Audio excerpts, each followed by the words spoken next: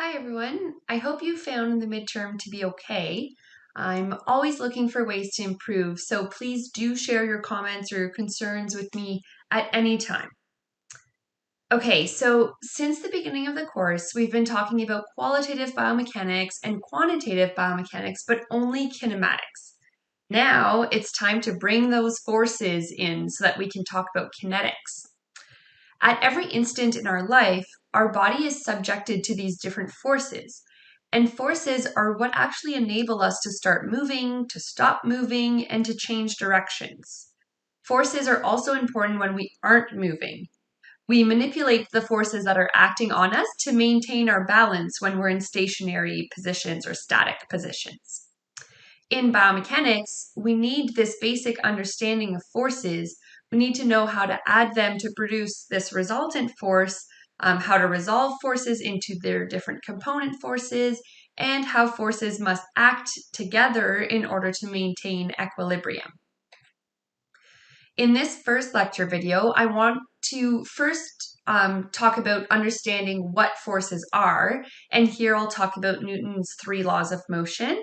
And then we'll learn about classifying forces, and we'll end this first lecture video with learning about friction force. Okay, if you took physics in high school, you might have already learned this, and if you didn't take physics in high school, no worries, you're learning it now.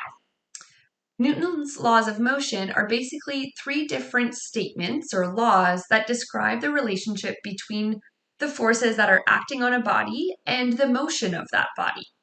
So if we take the first law, for example, it states that an object at rest will remain at rest unless it's acted upon by an unbalanced force.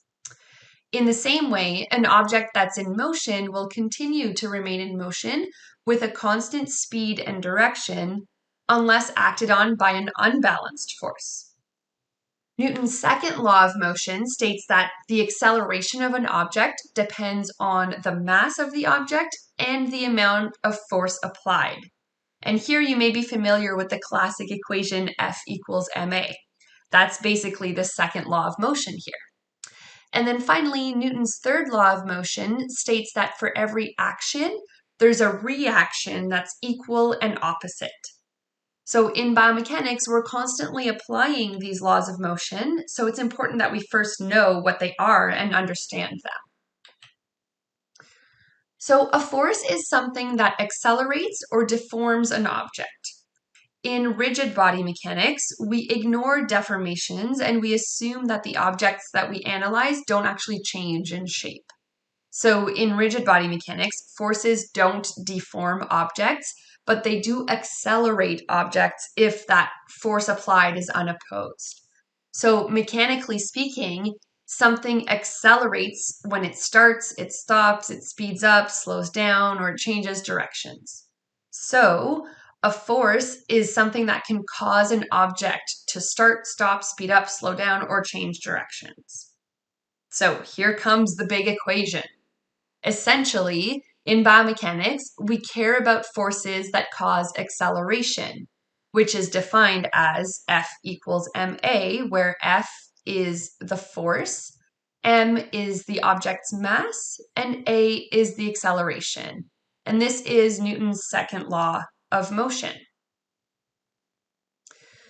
If we were to simplify the definition of a force, it would literally be a push or a pull, right? So in this case, pushing on the hot air balloon. And then in this case, everyone is pulling on the tug of war rope. The standard unit of measurement for force is the Newton, which is abbreviated with a capital N. And 1 Newton of force is defined as the force required to accelerate a 1 kilogram mass by 1 meter per second squared. So think about describing forces. For example, suppose you want to describe the force that the spike ball player exerted on the ball in this picture here. So here's the ball, and we want to know the force exerted on the ball by the spike ball player. So to accurately describe the force that's exerted on the ball, we need to know its size, its point of application, its direction or line of action, and its sense. So whether it's pushing or pulling along the line of action. And to represent a force graphically, we use an arrow. So something just like this pink arrow here. The length of this arrow represents the size of the force that's applied. So a longer arrow would depict a stronger force. And the shaft of the arrow indicates its line of action. So the force is being applied along this line of action here.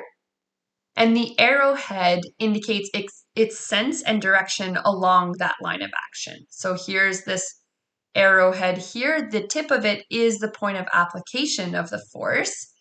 And whether it's in this direction or in this direction indicates exactly that, the direction of the force. And then the point of application also defines which object the force is on. Okay, so forces come in pairs. The force that's exerted by one object on another is matched by an equal and oppositely directed force exerted by the second object on the first object. And that's Newton's third law of motion, right? Action and reaction. So if forces come in pairs and they're equal and opposite, then they cancel each other out and no movement happens. And that's what's happening here, right? The force being applied towards the left is the same as the force being applied towards the right. So there's no action. That rope is not moving. But since we can move, movement is possible, how do we actually explain it with forces? So let's start by talking about the classification of forces. So forces can be classified either as internal or external forces. And we'll talk about internal forces here first. So internal forces are forces that act within the object or the system whose motion is being investigated. So the human body is a system of various structures, right? We have organs, bones, muscles, tendons, ligaments, cartilage, and these structures exert forces on one another. So muscles pull on tendons, which pull on bones. At joints, bones push on cartilage, which pushes on other cartilage and bones. So if pulling forces act on the ends of an internal structure, then that internal pulling force is referred to as a tensile force. So that's this one on the right here. There are forces that are acting at the end of the bones that are pulling them. So that's a tensile force. Now, if pushing forces are acting on the ends of this internal structure, in this case a bone, then the internal pushing force is referred to as a compressive force. And the structure, this bone here, is under compression, right? These forces are pushing against the ends of the bone. And we know that because of the direction of the arrowhead. See how it's different in both of these pictures? That's the direction of the force.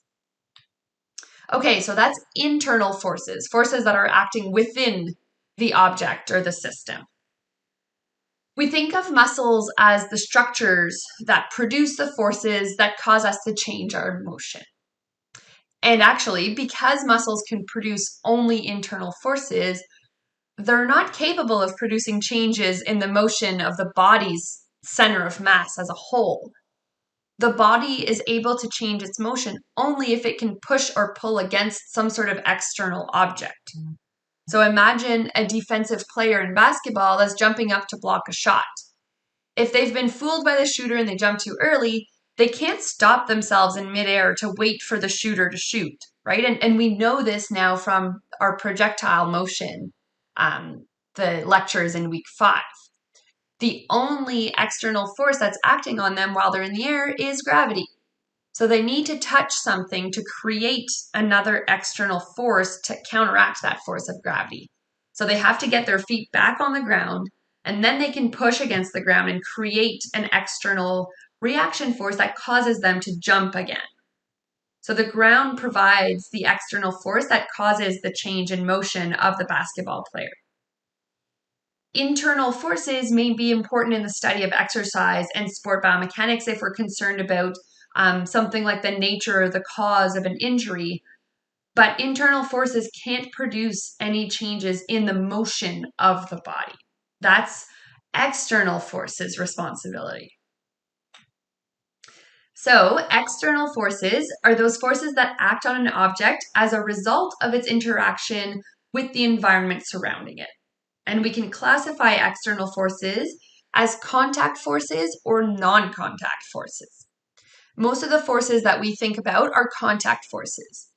And these contact forces occur when objects are touching each other, whereas non-contact forces are forces that occur even if the objects aren't touching anything. So the force of gravity is probably the most common example of a non-contact force. Other examples of non-contact forces would be magnetic forces and electrical forces, but in sports and exercise, the only force that we'll concern ourselves with is the force of gravity. So just to recap the difference between internal and external forces, in internal forces, which act within a body, the forces cancel each other out and there's no movement. Now, in external forces, which are forces that act on an object, these are the forces that cause movement. The force of gravity acting on an object is defined as the weight of the object. So if we bring back our F equals ma equation, A is equal to gravity, which is 9.81 meters per second squared downwards. So if we wanted to know the weight of an object, that is 1 kilogram, so 1 kilogram is the object's mass, then we would multiply the 1 kilogram by 9.81 meters per second squared, so the acceleration due to gravity, and we find that the weight is 9.81 newtons. Weight is always an external force because gravity is acting on the object. But it's also a non-contact force because it's always occurring even if the object is not touching anything. We just saw that contact forces are forces that occur between objects in contact with each other, right? So the objects in contact can be fluid or solid. Air resistance and water resistance are examples of fluid contact forces. The most important contact force in sports occurs between solid objects, such as the athlete and some other object. So in order to throw a ball, you have to apply a force to it, and the only way to apply a force to the ball is to touch it, right? So that's a contact force. To jump in the air, you must be on the ground and push down on it. And the reaction force from the ground pushes you up and accelerates you up into the air. So those are contact forces. Now, contact forces can be resolved into parts or components. And the component of force that acts perpendicular to the surfaces of the objects in contact, and the component of force that acts parallel to the surfaces in contact. So we call that first component of contact the normal force. So where normal refers to the fact that the line of action of this force is perpendicular to the surface in contact. So in this case, the normal force is perpendicular to the ground here.